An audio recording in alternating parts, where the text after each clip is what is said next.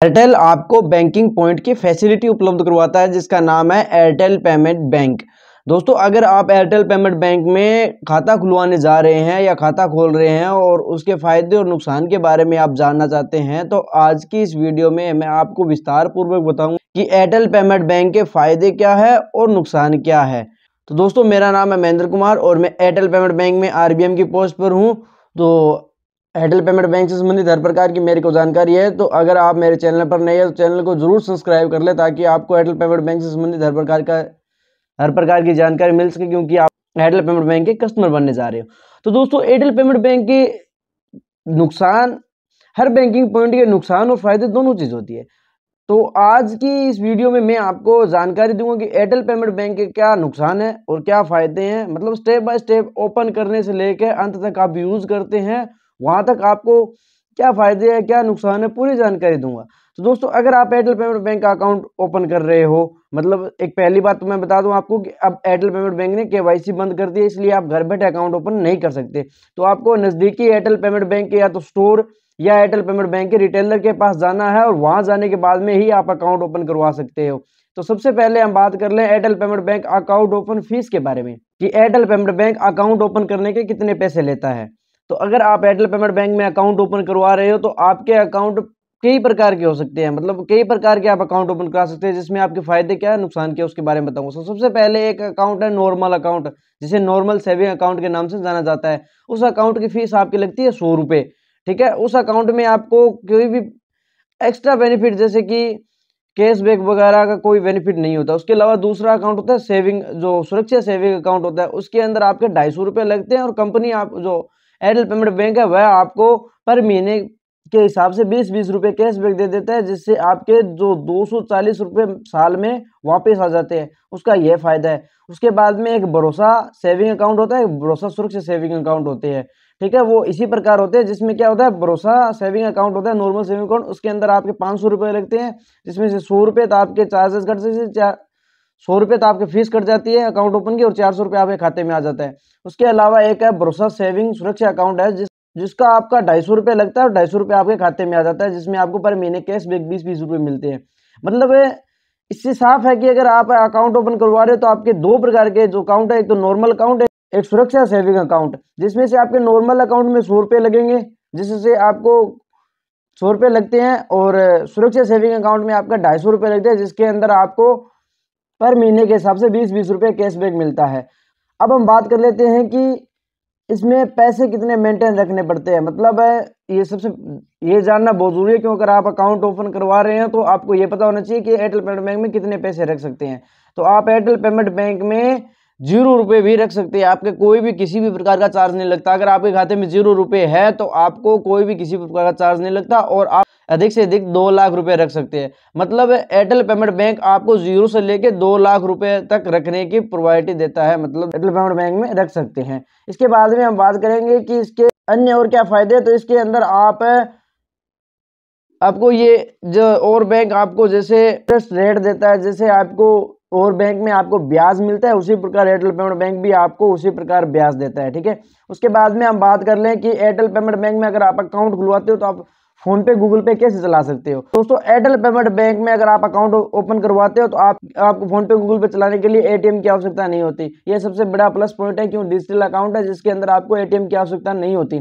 आप अपने mobile number से सीधे फोन पे गूगल पे वेरीफाई कर सकते हैं, किसी भी प्रकार की एटीएम की आवश्यकता नहीं है। ये आपका बहुत बड़ा फायदा है, प्लस पॉइंट है, क्योंकि अगर आप अदर बैंक में अकाउंट खुलवाते हो तो आपके पास एटीएम होना चाहिए, तभी आप फोन पे गूगल पे यूज कर सकते हैं। उसके बाद में बात करें, आपको चाहे एटीएम चाहिए तो आप एटीएम कहाँ से उपलब्ध करवा सकते हो, कहाँ से ले सकते हो। तो अगर आपको एटीएम चाहिए तो आप एयरटेल पेमेंट बैंक में जहाँ अकाउंट ओपन करवा रहे हो वहां से आप एटीएम ले सकते हो। एटीएम के आपके 300 रुपए लगते हैं, 299 रुपए।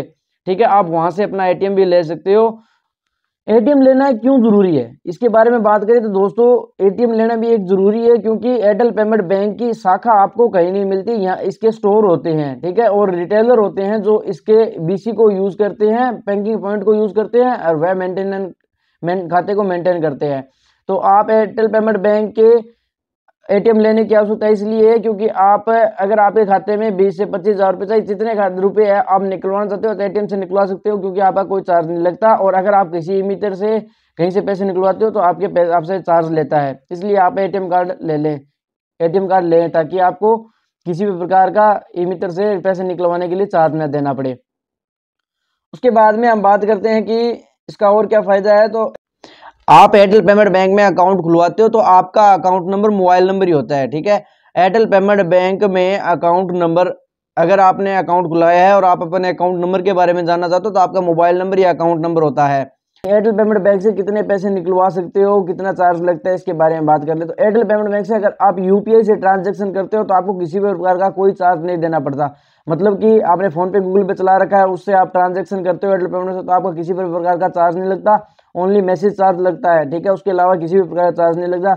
उसके बाद में अगर आप कहीं से जाके कैश विड्रॉल करवाते हो तो आपके 25,000 रुपये तक कोई चार्ज नहीं लगता। उसके बाद में आपकी जीएसटी लगती है, ठीक है। उसके बाद में जीएसटी लगती है, जो कि आपके जितने पैसे निकलवाते हो उस पर आधारित होती है। तो हमने अब एयरटेल पेमेंट बैंक के बारे में बात कर ली। अब हम बता दें कि आप अगर एयरटेल पेमेंट बैंक का अकाउंट खुलवाते हो तो आपको क्या क्या डॉक्यूमेंट की आवश्यकता होती है।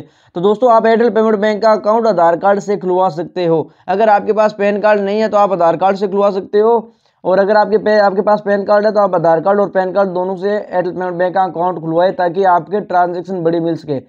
आपका जो महीने का मेंटेनेंस है और दिन का जो पेमेंट, महीने में जो पेमेंट लेन देन करते हो, दिन में जो पेमेंट लेन देन करते हो, उसके आपको बड़ी लिमिट मिल सके, इसलिए आपको पैन कार्ड लगवाना जरूरी है। अगर आप आधार कार्ड से खाता खुलवाते हो तो आपको महीने में और दिन में ट्रांजैक्शन करना होता है, वो आपको लिमिट कम मिलती है। तो उसके बारे में बात कर ले तो आपको मैं बता दूं कि अगर आपने आधार कार्ड सीधे ओनली आधार कार्ड से एयरटेल पेमेंट बैंक का अकाउंट खुलवाया है तो आप दिन में लगभग 50,000 रुपये और महीने में 2 लाख रुपए तक की ट्रांजैक्शन कर सकती हो।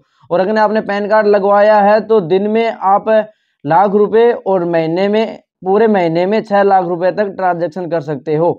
उसके बाद में अब हम बात करेंगे एयरटेल पेमेंट बैंक के नुकसान के बारे में कि एयरटेल पेमेंट बैंक का क्या नुकसान है। तो इसका एयरटेल पेमेंट बैंक का कोई बड़ा नुकसान नहीं है। इसमें यह है कि ये डिजिटल अकाउंट होने के कारण मैसेज चार्ज लेता है, थोड़ा मैसेज चार्ज अधिक लेता है। उसके बाद में अगर हम बात करें एयरटेल पेमेंट बैंक साल के मेंटेनेंस का चार्ज लेता है 100 रुपये प्लस जीएसटी, मतलब 118-20 रुपये आपके साल के लगते हैं इसके अंदर। क्यों, जो आपने अकाउंट खुलवा रखा है वो रिन्यू होता है, जिसके आपको जो चार्ज लेता है वो चार्ज लगता है, प्लस आपका जीएसटी लगता है। तो ये कोई साल का लगभग मेंटेनेंस चार्ज लगता है, लगभग 100 रुपये प्लस जीएसटी, कोई 118-20 रुपये लगता है। उसके अलावा ये मैसेज चार्ज लेता है थोड़ा बहुत, और उसके अलावा कोई भी चार्ज नहीं लेता। तो दोस्तों, अगर आप एयरटेल पेमेंट बैंक का अकाउंट खुलवाना चाहते हो तो मेरी राय ये है कि अगर आप प्राथमिक अकाउंट उपयोग करना चाहते हो, मतलब हमेशा के लिए, और बड़ा अकाउंट के रूप में यूज करना चाहते हो, तो आप किसी भी सरकारी या प्राइवेट बैंक जो आपके नज़दीक शाखा लगती है वहां जाके खाता खुलवाए।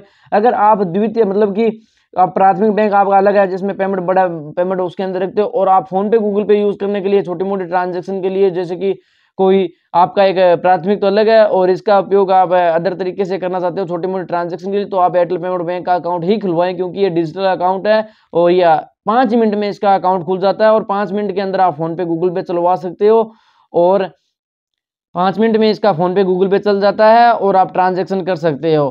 तो इसके अंदर अगर आप बड़ी ट्रांजेक्शन, बड़े रुपए रखना चाहते हो तो वो नहीं रख सकते, और उसके अलावा सीधे फोन पे गूगल पे लिए नॉर्मल तरीके से यूज करते हो तो एयरटेल पेमेंट बैंक का ही अकाउंट खुलवाए। तो दोस्तों, आपको यह वीडियो कैसी लगी कमेंट बॉक्स में बताएं। अगर आप मेरे यूट्यूब चैनल पर नए हैं तो चैनल को सब्सक्राइब कर लें, ताकि आपको एयरटेल पेमेंट बैंक से संबंधित हर प्रकार की जानकारी मिल सके। तो मिलते हैं किसी नेक्स्ट वीडियो में।